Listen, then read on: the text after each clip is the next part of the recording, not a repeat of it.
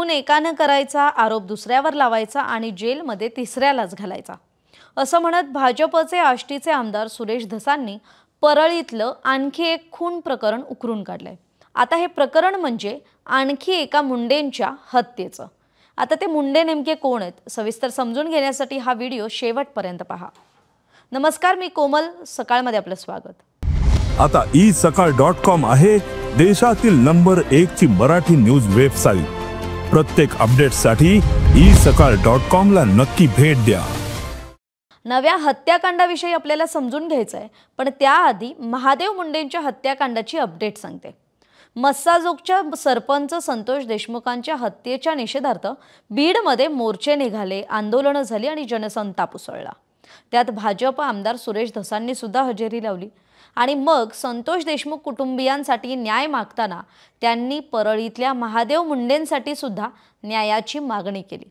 महादेव मुंडेंचं हत्या प्रकरण सर्वात आधी बाहेर काढणारे हे धसच होते आणि मृत महादेव मुंडेंच्या पत्नीची, कुटुंबियांची आणि वाल्मिक कराडचा जुना सहकारी बाळा बांगर यांची मुख्यमंत्री आणि गृहमंत्री देवेंद्र फडणवीसांसोबत भेट घडवून आणणारे सुद्धा आमदार धसच आहेत। आता याच धसांनी परळीतल्या आणखी एका बालाजी मुंडे नावाच्या तरुणाच्या हत्याकांडाचा उल्लेख केलाय। झालं असं की 21 सप्टेंबर 2023 ला परळीतल्या व्यापारी महादेव मुंडेंची हत्या झाली होती। घटनेला 23 महिने पूर्ण झालेत, पण याआधी भेटीसाठी टाळाटाळ करणारे मुख्यमंत्री आणि गृहमंत्री फडणवीस यांनी मात्र काल म्हणजेच 31 जुलैला गुरुवारी दुपारी ज्ञानेश्वरी मुंडे आणि कुटुंबियांची भेट घेतली, त्यांच्याशी संवाद साधला।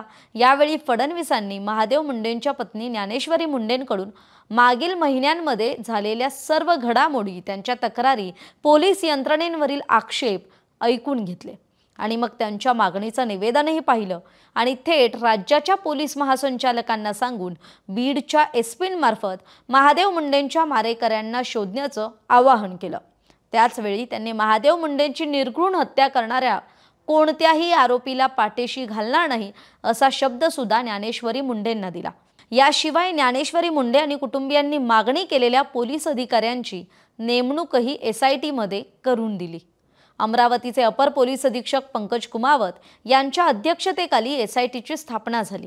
यामध्ये पोलीस निरीक्षक संतोष साबळे, सहाय्यक पोलीस निरीक्षक सपकाळ यांचा समावेश करण्यात आलाय।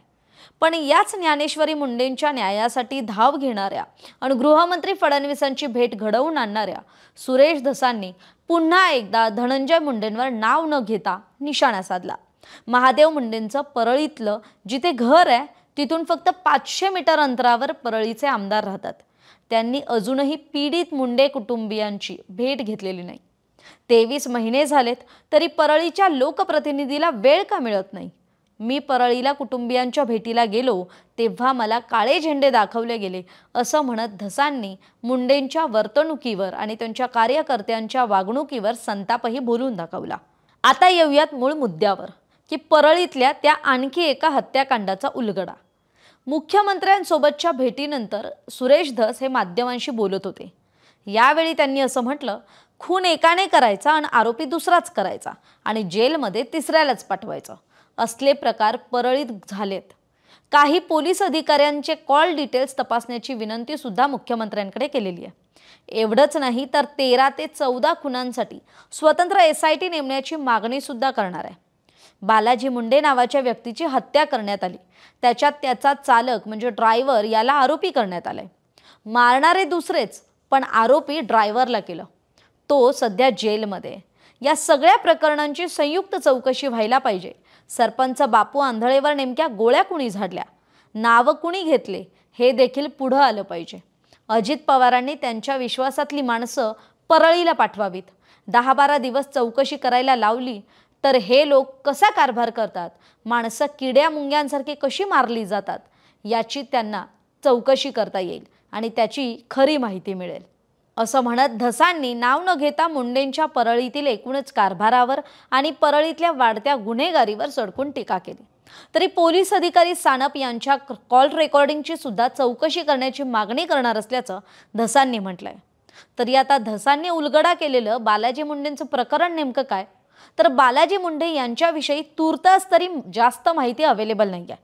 पण भाजप आमदार सुरेश धसांनी सकाळला दिलेल्या माहितीनुसार बालाजी मुंडे हा परळीतला एक स्थानिक कार्यकर्ता आहे. तो कुणाचा कार्यकर्ता आहे हे अजून समजलेलं नसलं तरी त्याची हत्या ही अंतर्गत गटबाजीतून झाल्याची चर्चा आहे. परळीत अनेक गट आहेत जे एकमेकांच्या लोकांचे खून पाडत असतात. अशातच बालाजी मुंडेंचा काटा हा दुसऱ्या गटातील लोकांनी काढला, पण तुरुंगात त्याच्याच ड्रायव्हरला डांबलं. बालाजी मुंडेंचा चालक हा बहुधा दलित समाजाचा असल्याची माहिती आहे. त्यामुळे बालाजी मुंडे हा मुंडेंच्या अंतर्गत गटबाजीचा बळी ठरलाय आणि बालाजी मुंडेंची हत्या ही महादेव मुंडेंच्या हत्येनंतर आणि संतोष देशमुखांच्या हत्याकांडा आधी झाली आहे. तेच बापू आंधळेच्या हत्याकांडातही झालं.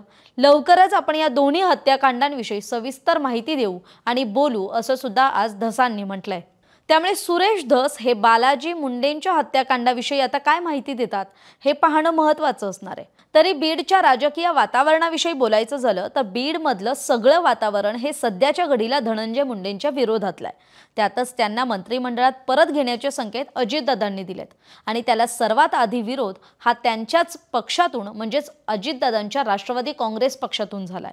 आता धसांचाही मुंडेंविरुद्धचा रोष हा काही कमी झालेला दिसत नाही आणि मुंडेंच्या मंत्रिमंडळात परत येण्यासाठी सर्वतोपरी आडकाठी आणण्याचा सर्वपक्षीय प्रयत्न सुरू असल्याची चर्चा बीड जिल्ह्यात आहे. तरी आपली याविषयीची मतं कमेंट करून जरूर सांगा. तुर्तास इथेच थांबूयात. तोपर्यंत पाहत रहा सकाळ. महाराष्ट्रातील सर्व बातम्यांचे विश्वासार्ह व्यासपीठ सकाळच्या सर्व सोशल मीडिया प्लॅटफॉर्मला लाईक, फॉलो आणि सबस्क्राईब करा. तसंच सर्व नोटिफिकेशनसाठी बेल आयकॉन प्रेस करायला विसरू नका.